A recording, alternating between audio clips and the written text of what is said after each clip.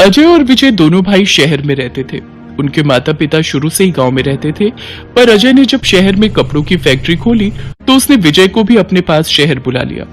अजय की शादी को 2 साल हो चुके हैं और 15 दिन पहले ही विजय की भी शादी हुई है। अजय की पत्नी शोभा बहुत ही चंट स्वभाव की है, जबकि रेणुका बहुत ही सीधी है।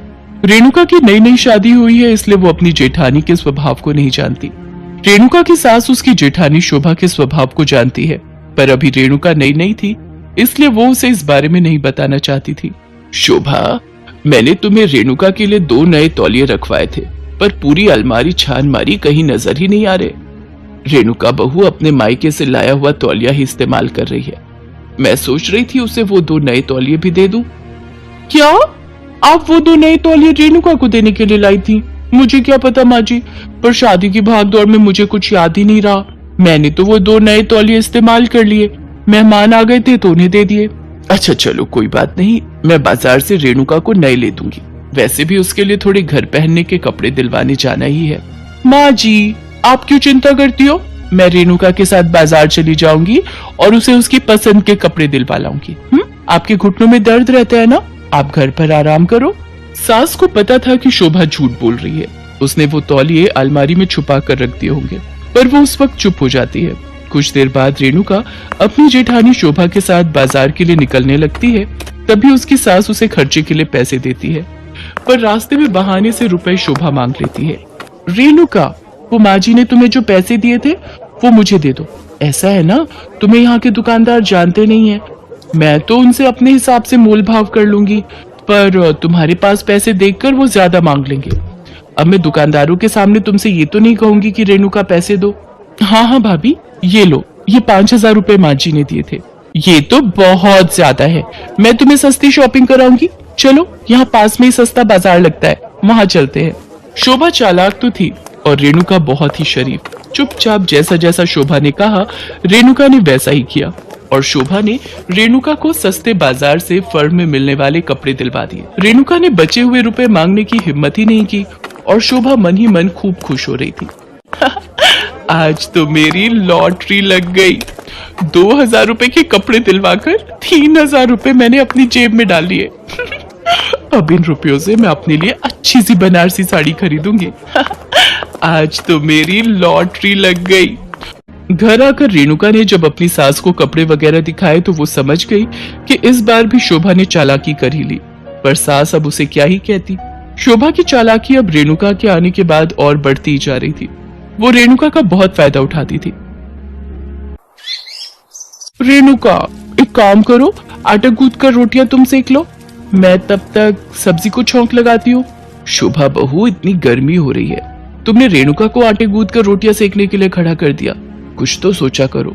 माँ जी, आप तो ऐसे कह रही है जैसे मैं रेणुका पर जुल्म ढा रही हूँ। अभी मैं सब्जी बनाकर आई हूँ, सारी रसोई साफ करी है, रखे हुए बर्तन मांजने हैं। अब 2-4 रोटियां रेणुका सेक भी लेगी तो कौन सा उसके हाथ घिस जाएंगे। माँ जी कोई बात नहीं, मुझे तो रोटी बनाना अच्छा लगता है, मैंने रोटियां बना दी हैं। अच्छा हुआ भाभी ने मुझे रोटियां बनाने के लिए कह दिया। सास क्या बोलती, वो चुप हो जाती है। अब तो रेणुका शोभा के आगे बिल्कुल भी नहीं बोलती थी, इसलिए शोभा के भाव और चढ़ गए।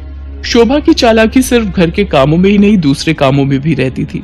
वो फैक्ट्री की कमाई के बारे में भी अपने पति से बात करती रहती थी। सुनो जी, अब रेणुका और विजय का खर्चा भी इसी फैक्ट्री से चल रहा है, तो आपने क्या सोचा है, किस तरह से हिसाब कर रहे हो आजकल? हिसाब क्या करना है शोभा, सब कुछ हम दोनों भाइयों का ही है, हम दोनों भाई अलग थोड़ी हैं। बस इसी बात का मुझे डर था। तुम बहुत सीधे हो, तुम्हें पता भी है विजय ने शादी के बाद रेणुका को बाहर घुमाने के लिए कितने पैसे निकाले थे, और उसके बाद अभी मुझे पता चला है उसने रेणुका को सोने के नए कंगन भी बनवा कर दिए हैं। गया तो सब फैक्ट्री से ही है ना। अरे तो क्या हो गया शोभा, मैंने भी तो तुम्हें विजय की शादी में जड़ाऊ कंगन खरीद कर दिए थे ना, वो भी तो उसी फैक्ट्री में से गए थे। तुम ऐसे नहीं मानोगे, मुझे ही कुछ सोचना पड़ेगा। और हाँ, घर खर्च के पैसे खत्म हो गए तो मुझे 20,000 रुपए दे देना, मुझे घर का राशन और सामान लाना है। ठीक है, कल सुबह दे दूंगा। अगले दिन फैक्ट्री जाने से पहले अजय विजय को बुलाता है। विजय, मैंने तुम्हें बैंक में जमा कराने के लिए जो कैश दिया है उसमें से 20,000 रुपए अपनी भाभी को दे दो। शुभा ने घर का राशन और सामान लाना है। भैया, इसमें 5,000 रुपए कम है, वो हमारे कमरे की अलमारी छोटी पड़ती थी, इसलिए मैंने सोचा कि हम अपने कमरे के लिए नई अलमारी खरीद लें। हाँ तो कोई बात नहीं, खरीद लाओ और बाकी के पैसे शुभा को दे दो। ये अच्छी बात है। मेरे कमरे की अलमारी जंग खा रही है। मैंने तो आज तक अपने कमरे की अलमारी नहीं बदली और तुम नई अलमारी लेने की बात कर रहे हो। तुम दोनों सही हो। और माँ जी, मैं देख रही हूँ कि आजकल आप रेणुका को बहुत सपोर्ट कर रही हो। नहीं बहू, ऐसी कोई बात नहीं है। रेणुका के दहेज में अलमारी नहीं आई थी और हमने भी उसे अलमारी नहीं दी। मैंने सोचा कि हम नई अलमारी ही खरीद देते हैं। इसमें इतना बुरा मानने वाली कौन सी बात है? अगर ऐसी ही बात है तो मैं भी अपने कमरे के लिए नई अलमारी खरीदूंगी। माँ जी, वो 2 दिन बाद मेरा जन्मदिन है ना, तो मम्मी ने मुझे अलमारी देने के लिए पहले ही बोल दिया था। मम्मी मुझे इस बार जन्मदिन पर अलमारी दे रही हैं। अच्छा, तो फिर एक काम करो बहू, तुम ये पैसे संभाल कर रख लो, इससे तुम अपने लिए कुछ और खरीद लेना। अब हमें तुम्हें जन्मदिन का कुछ न कुछ तो देना ही था। शोभा का मुंह जरा सा रह जाता है क्योंकि अब अलमारी के लिए रीस करने का कोई फायदा नहीं था और जो रुपए रेणुका को मिले थे वो उसके जन्मदिन के उपहार स्वरूप थे। अब तो शोभा रेणुका की शराफत का बहुत फायदा उठाने लगी थी। वो उससे लड़ाई के बहाने ढूंढती थी। रेणुका, मैंने तुम्हें रसोई का चूल्हा और स्लैब साफ करने के लिए बोला था, पर तुमने ऐसे ही छोड़ दी। शोभा भाभी, मैं मशीन से कपड़े निकाल रही थी, इसलिए मुझे समय नहीं मिला। मैं अभी साफ कर देती हूँ। मुझे आज शादी में ना जाना होता तो मैं तुमसे एक बार भी इस काम के लिए ना कहती, पर मजाल है कि मेरे करे बिना कोई काम ठीक से हो इस घर में। शोभा बड़बड़ाती हुई कमरे में तैयार होने जा रही थी कि अचानक आंगन में फैले पानी पर उसका पैर फिसल जाता है और वो धड़ाम से गिर जाती है। आह, मेरी कमर! उफ! रेणुका और सास दौड़ती हुई शोभा के पास जाती हैं। हे भगवान, ये क्या हो गया? माँ जी, आप उधर से पकड़ो, आराम से, भाभी को बिस्तर पर ले चलते हैं। शोभा की कमर में बहुत दर्द हो रहा था और वो दर्द से चिल्ला रही थी। कुछ देर बाद अजय और विजय भी घर आ जाते हैं। शोभा की कमर का मांस फट गया था, जिस कारण वो उठ भी नहीं पा रही थी। रेणुका और उसकी सास घर का सारा काम करते हैं और शोभा की देखभाल भी पूरी तरह से की जाती है।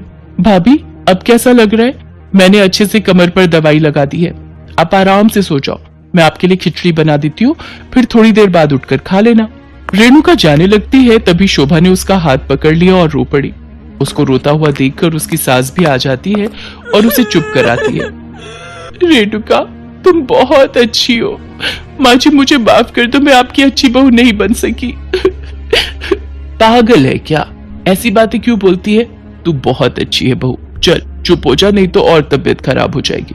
शोभा की आंखों में पश्चाताप साफ दिखाई दे रहा था। उसको समझ आ जाता है कि चालाकी से हम किसी का दिल नहीं जीत सकते। दिल तो शराफत और प्यार से ही जीता जाता है।